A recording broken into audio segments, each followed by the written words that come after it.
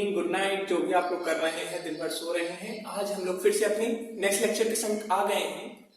अभी तक हम लोग बात कर रहे थे यहाँ पे फिजिक्स की, जो चैप्टर है प्रकाश का परावर्तन और अपवर्तन। हम लोग परावर्तन में चल रहे थे, कुछ बातें हो चुकी थी। हम लोग का जो नेक्स्ट लेक्चर 26 तारीख को आया था, 26 तारीख को जो हम लोग का लेक्चर आया था, उसमें हम लोग अपने दो स्थिति की शायद बात कर चुके थे और हम लोग को अपनी तीसरी स्थिति की बात करनी थी। आज 27 तारीख को हम लोग अपना तीसरी स्थिति की बात करेंगे। तीसरी स्थिति क्या होगी, उससे पहले एक बार हल्का सा देख लेते हैं हम लोग कर क्या रहे हैं। हम लोग ने अवतल दर्पण लिया था। अवतल दर्पण पे हमने जब वस्तु के स्थान को बदला था तो हमने ये पाया था कि जो प्रतिबिंब बन रहा है, प्रतिबिंब के स्थिति में, आकार में और बनने में अंतर आ रहा है। हमने शुरुआत की दो स्थिति, पहली स्थिति अनंत, जब अनंत पे थे तो प्रतिबिंब हमारा फोकस पे बना था। जब अनंत और वक्रता केंद्र के बीच में थे तो हमारा प्रतिबिंब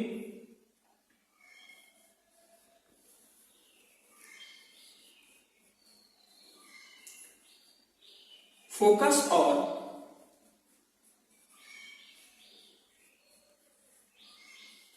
वक्रता केंद्र के बीच में बना। अब आज हम लोग अपनी तीसरी स्थिति की बात करेंगे। आज प्रवीण ने मार्कर अच्छा लाया, देखिए मोटा मोटा चल रहा है, दिख भी रहा है सही से। थैंक यू वेरी प्रवीण को, सब लोग बोलिए थैंक यू। चलिए, तो अब देखिए आज हम लोग अपने तीसरी स्थिति की बात करेंगे। तीसरी स्थिति में हमारा वस्तु कहां पे होगा? हमारा वस्तु वक्रता केंद्र पे होगा। तो चलिए फिर से वही काम, हम सबसे पहले क्या बनाएंगे? हम सबसे पहले दर्पण बनाया, इसके बीचों बीच हमने क्या लगाया? इसके बीचों बीच हमने ध्रुव बनाया। ये हमारा क्या गया? मुख्य अक्ष गया। ये हमारा क्या हो गया? वक्रता केंद्र। इसको बीच बीच जो बिंदु है वो फोकस। अब हमें क्या करना है? हमें वस्तु कहां पे रखना है? तो आज हमारी जो तीसरी स्थिति है, वस्तु को हमने रखा तीसरी स्थिति,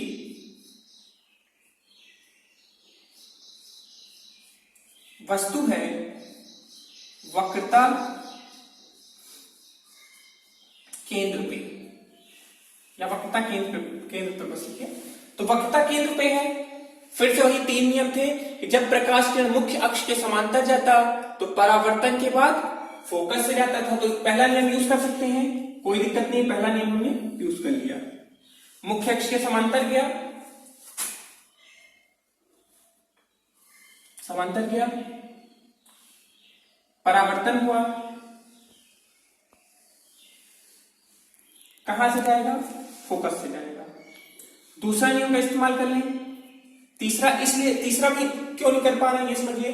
तीसरा करने में ये दिक्कत है कि जो हमारा वस्तु है वो तो वक्रता केंद्र पर ही है, और अगर तीसरा नियम हम यूज करेंगे तो वक्रता केंद्र पे ही है उसका पैर, तो वहां से प्रकाश किरण निकलेगा नहीं। ध्यान दीजिए, प्रकाश किरण जब भी हम लोग निकाल रहे हैं वो हम उसके सिर के पास से निकाल रहे हैं, उसके पैर के पास से नहीं। तो इसलिए तीसरा नियम हम नहीं यूज करके दूसरा नियम यूज करेंगे।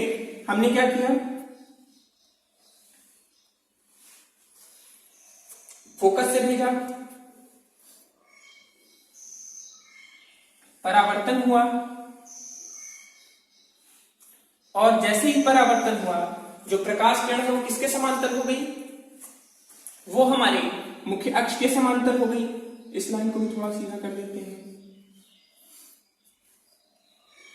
अब देखिए प्रतिबिंब हमारा कहां बनेगा? यहां पे कि यहां पे? क्योंकि आपको ये पता है कि जब दो किरणें आपस में मिलती हैं या जब दो प्रकाश किरणें आपस में मिलती हैं तभी हमारा प्रतिबिंब बनता है। तो क्या यहां पे पॉसिबिलिटी है?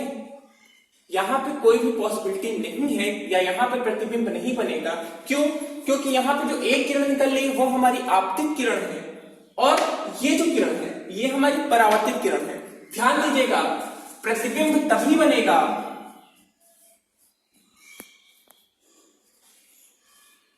प्रतिबिंब हमारा तभी बनेगा जब दो परावर्तित किरण मिलेंगी। ध्यान दीजिए, कितनी किरणें? 2 परावर्तित किरणें। अगर 2 परावर्तित प्रकाश किरणें नहीं मिलेंगी तो हमारा प्रतिबिंब कभी भी नहीं बनेगा। तो हमारा प्रतिबिंब कहां बनेगा? यहां पे बनेगा। क्यों? क्योंकि यहां पे एक परावर्तित किरण ये आ रही है और एक परावर्तित किरण ये आ रही है। अब देखिए, ये हमारा बन गया, ये हमारा हो गया वस्तु और ये हमारा हो गया, ये जो नीचे है ये हमारा हो गया प्रतिबिंब। अब इसकी अगर हम बात करें तो आप खुद बताइए कि हमारा जो प्रतिबिंब है, हम प्रतिबिंब के बारे में 3 चीज लिखते हैं। पहला चीज कहां बना? तो हमारा जो प्रतिबिंब बना वो बना वक्रता केंद्र पे। वास्तविक है कि आभासी है?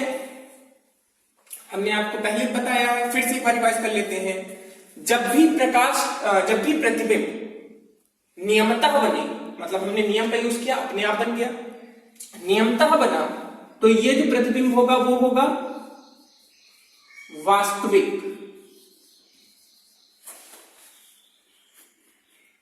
वास्तविक होगा। सीधा है कि उल्टा है? अब देखिए, इसका सिर नीचे है तो ये वास्तविक तथा उल्टा। अब देखिए, इसको आप लोगों को ध्यान करने की जरूरत है कि हमेशा जब भी वास्तविक होगा प्रतिबिंब हमारा उल्टा बनेगा, जब भी आभासी होगा वो सीधा बनेगा। एक क्वेश्चन आपके मन में और आ सकता है, एक क्वेश्चन मैं आपसे पूछ सकता हूं कि आप लोग जब समतल दर्पण में, समतल दर्पण मतलब जिस शीशे को देखकर आप लोग बाल झाड़ते हैं या कॉम्ब करते हैं, आप ये बताइए, आप उसके सामने खड़े होते हैं। अब आपका जो उसमें प्रतिबिंब बन रहा है वो सीधा बन रहा है, तो हमारा जो प्रतिबिंब है वो वास्तविक है कि आभासी है? बोलिए क्या होगा? वास्तविक की आभासी? तो ध्यान दीजिए, वो आभासी होगा। क्यों? क्योंकि प्रतिबिंब जब भी सीधा होता है तब हमारा प्रतिबिंब कैसा होता है? आभासी होता है। ठीक है, चलिए इसमें वापस आते हैं। वास्तविक तथा उल्टा। और क्या है? आकार। तीसरी चीज हम बात करते हैं आकार। तो यहां पे दोनों के आकार आप देखिए एक समान ही है, तो क्या लिखेंगे? समान आकार। या एक चीज और लिख सकते हैं कि वस्तु का प्रतिबिंब वस्तु के आकार के बराबर होगा। दोनों चीज आप लिख सकते हैं जिस चीज में आप कंफर्टेबल हो। तो ये हमारी तीसरी स्थिति थी। हम तीसरी स्थिति के आगे बढ़ते हैं। अब हमारी कौन सी स्थिति? यहां पर लिख लेते हैं, नोट कर लेते हैं। वक्रता केंद्र। ठीक है, अब हम अपनी चौथी स्थिति में चलते हैं बेटा।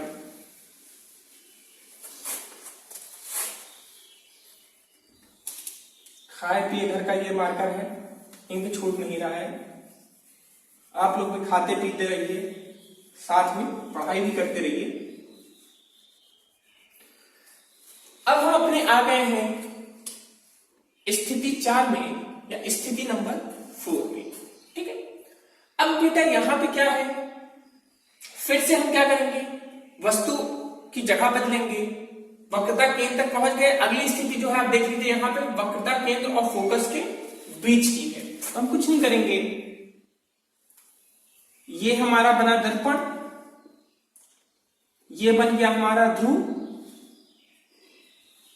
ये हमारा बन गया मुख्य अक्ष, ये हमारा बना वक्रता केंद्र और ये हमारा बन गया फोकस। फोकस थोड़ा और आगे कर देते हैं, बीचों बीच दिखाते हैं यहां। सही। अब देखिए, जैसे ये बना, हम यहां पे वस्तु को रख दें, यहां पे हमने वस्तु को रख दिया। ठीक है, पहला नियम यूज करें, मुख्य अक्ष के समांतर गया, परावर्तन हुआ और कहां से चला गया? फोकस से होता हुआ चला गया। क्या हमारा प्रतिबिंब बना? अभी नहीं बना। क्यों? क्योंकि हमें दूसरी परावर्तित किरण की अभी तलाश है, क्योंकि जब 2 परावर्तित किरणें मिलेंगी तभी जाके ये बनेगा। तो ठीक है, कोई बात नहीं, हम दूसरा नियम का यूज करेंगे। जब भी कोई प्रकाश किरण फोकस से जाएगी तो परावर्तन के बाद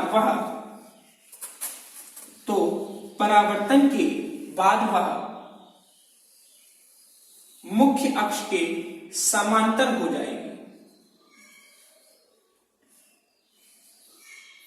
अब देखिए यहां पे भी सेम केस है, दो जगह रेखा किरणें आपस में एक दूसरे को काटी, लेकिन यहां पे एक परावर्तित किरण है और एक आपतित किरण है, इसलिए यहां पे प्रतिबिंब नहीं बनेगा। लेकिन यहां की बात करें, थोड़ा सा टेढ़ा हो रहा है, इसको देखिए।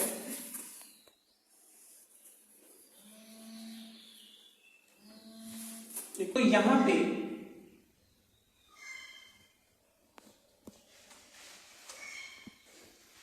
हमारा प्रतिबिंब बनेगा। प्रतिबिंब कैसा बन रहा है, फिर से वही बात करेंगे। सबसे पहले स्थिति में वस्तु कहां है, तो वस्तु जो है वक्रता केंद्र तथा फोकस के बीच में, ठीक है, वक्रता केंद्र तथा फोकस के बीच में। अभी भी हमारी लाइन थोड़ी टेढ़ी है, इसको कितना सीधा करूं मैं नहीं समझ पा रहा हूं।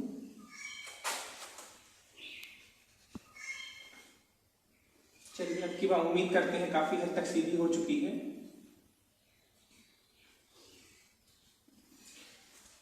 ठीक है, तो वक्रता केंद्र और फोकस के बीच में है। फिर से वही 3 पॉइंट हम लिखेंगे। पहला पॉइंट बेटा क्या होगा बताइए, सोचिए, सोचना बहुत इंपॉर्टेंट है। सबसे पहले हम लिखते हैं कि हमारा प्रतिबिंब कहां बन रहा है, तो ये हमारा वक्रता केंद्र है और ये मतलब कहां पे, इधर अनंत है, इधर वक्रता केंद्र है, तो कहां पे अनंत और वक्रता केंद्र, ठीक है। तो किसके किसके बीच में बना, अनंत और वक्रता केंद्र के बीच में बना। अब दूसरी चीज वास्तविक है कि आभासी है, अब आप खुद बताओ बेटा। नियमता बन रहा है, जो नियम था, पहला नियम था मुख्य अक्ष के समांतर गया, परावर्तन के बाद फोकस से गया। दूसरा नियम है फोकस से गया, परावर्तन के बाद मुख्य अक्ष के समांतर हो गया। तो क्या होगा, वास्तविक तथा आभासी, सॉरी, वास्तविक तथा उल्टा, ठीक है। आकार की बात करें तो आप देख रहे हैं ये छोटा पड़ गया, प्रतिबिंब की बार बड़ा हो गया, तो क्या होगा, वस्तु के आकार से बड़ा। नोट कर लीजिए इसको आप लोग, हमने इसको 3 लाइन में तोड़ के लिखा है, आप चाहे तो 1 लाइन में लिख सकते हैं कि प्रतिबिंब हमारा अनंत तथा वक्रता केंद्र के बीच में पाया जा रहा है। प्रतिबिंब वास्तविक तथा उल्टा, और उसका आकार वस्तु के आकार से बड़ा होगा। आप लोग चाहिए एक ही लाइन में लिखे, जो हम 3 लाइन में तोड़ के लिखवाए, आप 1 लाइन में इसको कायदे से लिख सकते हैं, ठीक है। अब ये हमारी चौथी स्थिति हो गई। पांचवी स्थिति अगर आप ध्यान से देखिए तो यहाँ पांचवी स्थिति क्या है, जब वस्तु हमारा कहां पे स्थित हो, फोकस पे स्थित हो, ठीक है।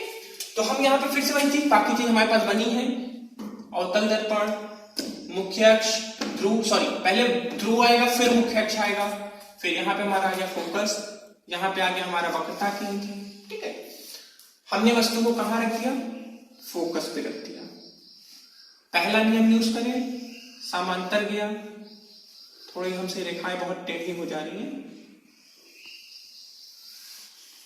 कहां से गया, फोकस से गया, ठीक। अब अगला नियम कौन सा यूज करें, दूसरा नियम इसलिए नहीं यूज कर सकते क्योंकि ये फोकस के ऊपर ही है, इसलिए फोकस से जाने की किरण कोई भी उम्मीद नहीं है। फिर हमारे पास यहां पे अब तीसरा नियम का ही सहारा है,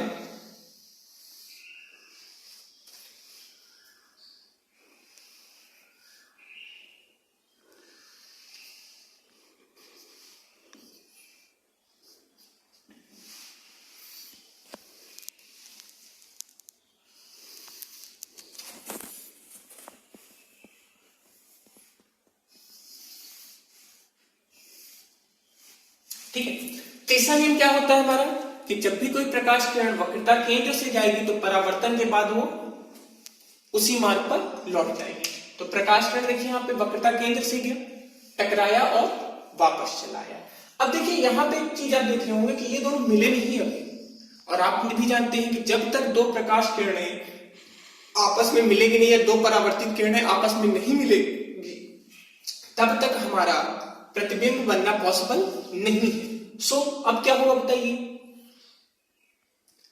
बट यहां पे आप एक चीज देख सकते हो, अगर कायदे देखिए कि दो रेखाएं जो है आपस में वो दोनों धीमे धीमे पास आ रही हैं, और जब भी दो रेखाओं के बीच की दूरी घटेगी, जैसे अगर हम बात करें समांतर रेखा की, यहाँ पे दो समांतर रेखा है। समांतर रेखा मतलब दो के दोनों के बीच की जो दूरी है वो एकदम निश्चित है, और दूरी निश्चित है तो क्या वो कभी भी भविष्य में मिल सकते हैं? नहीं मिल सकते, क्योंकि पास तो आ ही नहीं रहे हैं। बट अगर इनके बीच में थोड़ी थोड़ी दूरी कम होने लगी तो एक वक्त ऐसा होगा, भले ही बहुत दूर जाकर मिले, भले ही कहीं वो अनंत में मिले, बट वो मिलेंगे। तो यहाँ पे भी क्या हो रहा है, देखिए ध्यान दीजिए कि इन दोनों के बीच की दूरी धीमे धीमे घट रही है, और जब दूरी घट रही है तो ये भविष्य में जाके कहीं ना कहीं मिलेंगे, यहाँ मिलेंगे, यहाँ मिलेंगे, यहाँ मिलेंगे। चलिए मान लेते हैं यहाँ मिलेंगे, ठीक है। बट ये हमारे वक्रता केंद्र से बहुत दूर है, मिल तो रहे हैं लेकिन वक्रता केंद्र से बहुत दूर पे मिल रहे हैं। तो वक्रता केंद्र से जब ये बहुत दूर पे मिलेंगे तो उस स्थिति को हम क्या बोलेंगे? अनंत बोलेंगे। तो हमारा स्थिति पांचवा क्या है? जब वस्तु मुख्य फोकस पर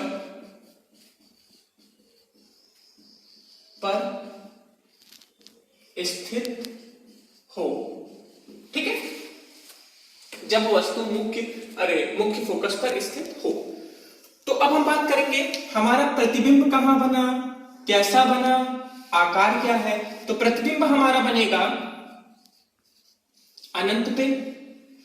कैसा बनेगा? वास्तविक तथा सीधा कि उल्टा?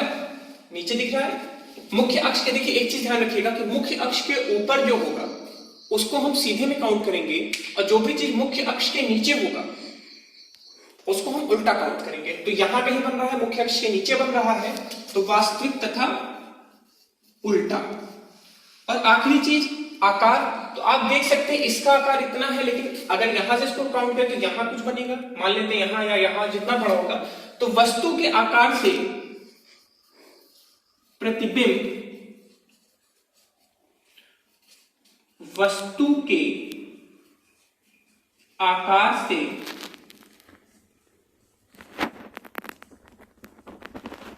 बहुत बड़ा होगा। क्लियर है बात? नोट कर लीजिए इसको। अब हम अपनी आखिरी स्थिति की बात करेंगे, और आखिरी स्थिति जो है हमारी वो बाकी की स्थितियों से थोड़ी अलग है। क्या अलग है आगे देखते हैं।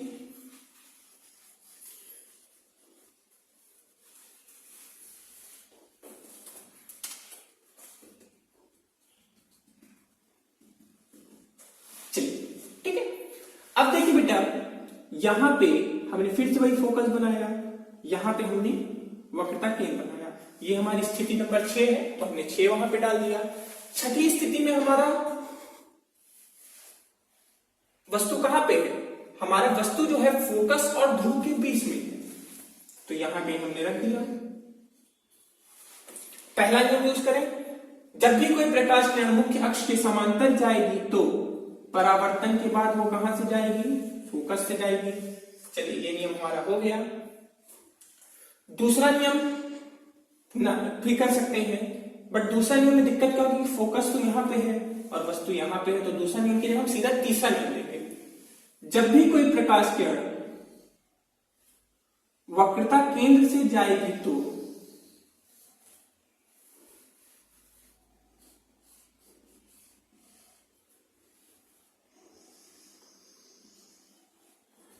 परावर्तन के बाद वह उसी मार्ग पर लौट जाएगी। परावर्तन के बाद वह उसी मार्ग पर लौट जाएगी। अब दोनों को हम थोड़ा आगे ले जाते हैं। अब देखिए यहां पे एक स्थिति आप देख रहे होंगे कि ये दो की दोनों रेखाएं एकदम क्लियर आपको दिख रही है कि इनके बीच की जो दूरी है वो क्या हो रही है? बढ़ रही है। अब बेटा आप खुद बताइए, अगर कोई चीज की दूरी बढ़ रही है तो क्या भविष्य में कोई भी इसके आसार है मिलने के? नहीं मिलने के आसार है, मिलने के आसार नहीं है। इसका मतलब क्या है कि हमारा जो प्रतिबिंब बन रहा है वो भी नहीं बन पाएगा। लेकिन प्रतिबिंब हमारा नहीं बन पाएगा तो हम क्या करें बताइए? प्रतिबिंब नहीं बन पाएगा तो हम करेंगे क्या कि हम इसको जानबूझ के मिलाएंगे। अब आप कहेंगे जानबूझ के कैसे मिलाएंगे? बेटा हम करेंगे क्या, इसके पीछे डॉटेड लाइंस खींचेंगे और एक जगह ऐसा होगा जहां पे वो दो की दोनों डॉटेड लाइंस आपस में मिल जाएंगे। आप भी जानते हैं कैसे रेखा हम ऐसे खींचे, इतनी रेखा खींचे, इधर हम देखेंगे तो नहीं मिल रहे हैं, बट अगर इसको भी हम पीछे करेंगे तो पीछे कहीं ना कहीं मिल जाएंगे। तो हमने क्या किया, इसको पीछे मिला दिया और जब ये पीछे मिल गए तो हमने क्या मान लिया कि हमारा प्रतिबिंब इधर बन गया। अब हमने इसको जानबूझ के मिलाया, इसलिए हम इसको क्या बोलेंगे, वास्तविक की आभासी। नियम से नहीं मिला, नियमता तो ये मिल ही नहीं रहे थे, तो हमने इसको जानबूझ के मिलाया। और जब भी हम कोई चीज को जानबूझ के मिलाएंगे, अब हमारा ये नई स्थिति आई। अभी तक जितनी 5 स्थिति में की बात करें, कोई भी स्थिति में ऐसा नहीं हुआ, सब में वास्तविक बन रहा था। बट इस स्थिति में क्या हुआ, आभासी प्रतिबिंब। और आभासी की एक और खासियत है, देखिए अभी तक जितने भी वास्तविक प्रतिबिंब बने थे सब उल्टे बन रहे थे। हमारा आभासी प्रतिबिंब कैसा बन रहा है, आप देखिए सीधा बन रहा है। आभासी प्रतिबिंब हमारा सीधा है। पहली चीज बात करेंगे कहां बन रहा है, तो देखिए हमारा प्रतिबिंब जो बन रहा है वो दर्पण के पीछे बन रहा है। तो लिखेंगे दर्पण के पीछे। आप लोग एक ही लाइन में लिखना अगर आप लोग को चीज पढ़ना है कि प्रतिबिंब हमारा दर्पण के पीछे बन रहा है, प्रतिबिंब आभासी तथा सीधा है और उसका आकार वस्तु के आकार से, अब आप आकार लिखिए, इसका आकार ये है, इसका आकार ये है, तो वस्तु के आकार से बड़ा कि छोटा, तो आप भी बता सकते हैं वस्तु के आकार से